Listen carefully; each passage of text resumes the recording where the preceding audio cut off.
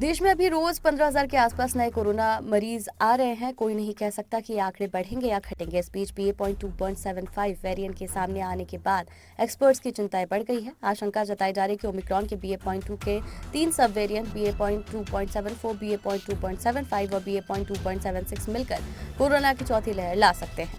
1-2 महीने की बातें भी होने लगी हैं। हालांकि अभी ये सिर्फ अटकलेबाजी है। फिलहाल एक्सपर्ट्स वैक्सीन को मिक्सिंग पर जोर दे रहे हैं। ऑक्सफोर्ड यूनिवर्सिटी के senior research fellow Shahid Jamil ने बिजनेस स्टैंडर्ड को बताया कि BA.2.75 के कई म्यूटेशन हुए हैं। इसमें 2 अलग अलग है जो पेरेंट स्ट्रेन BA.2 में नहीं मिलते। ये दोनों म्यूटेशन G446S और R493Q है।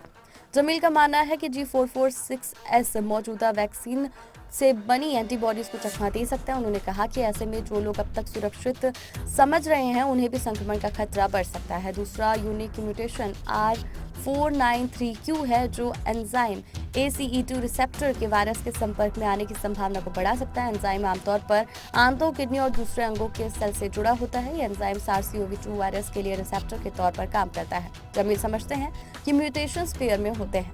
वे बताते हैं कि नंबर अभी कम है, लेकिन लगातार बढ़ोतरी से साफ है कि फिर से दोबारा संक्रमण शुरू हो सकता है और महामारी जारी रह सकती है। जोखिम वाले लोगों को बूस्टर डोज की वकालत करते हुए जमील ने कहा कि भारत को अपनी बूस्टर पॉलिसी को अपडेट करने के लिए साइंस का इस्तेमाल करना चाहिए। उन्होंने बताया कि क्रिश्चियन मेडिकल कॉलेज वेल्लोर की एक स्टडी से मिले हाल के डेटा से पता चला कि कोवैक्सीन के बाद कोविशील्ड देना एक बेहतर कॉम्बिनेशन है, लेकिन भारत में 2 डोज ले चुके लोगों को तीसरी डोज के तौर पर भी कोवैक्सीन दी जा रही है। उन्होंने कहा कि ग्लोबल डेटा से पता चला है कि कोविशील्ड एस्ट्राजेनेका की 2 डोज के बाद तीसरी डोज देने के बजाय प्रोटीन वैक्सीन का असर ज्यादा होता है। BA.2.75 के सैंपल्स कनाडा, ऑस्ट्रेलिया, न्यूजीलैंड और जर्मनी समेत दुनिया भर के कई देशों में पाए गए हैं। भारत सरकार को इसकी मौजूदगी के बारे में पुष्टि करना अभी बाकी है। विशेषज्ञों को शक है कि भारत में ये नया वेरिएंट भी मौजूद है। यूपी, दिल्ली, महाराष्ट्र समेत कई राज्यों में इसके कुछ मामले सामने आए हैं। भारतीय साइंटिस्ट लिपि ठुकराल कहती हैं कि अभी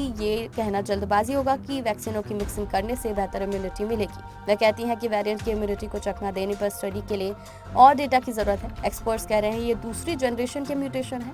CMC वेल्लोर के प्रोफेसर गगनदीप कांग ने कहा कि BA.2.75 को दूसरी पीढ़ी का कहा जा सकता है क्योंकि ये BA.2 से आया है। एक्सपर्ट इस बात को लेकर जरूर चिंतित है कि लापरवाही ठीक नहीं है। अगर स्ट्रेन फैलता है और लोग सार्वजनिक स्थानों पर मास्क नहीं पहनते हैं तो खतरा बढ़ सकता है।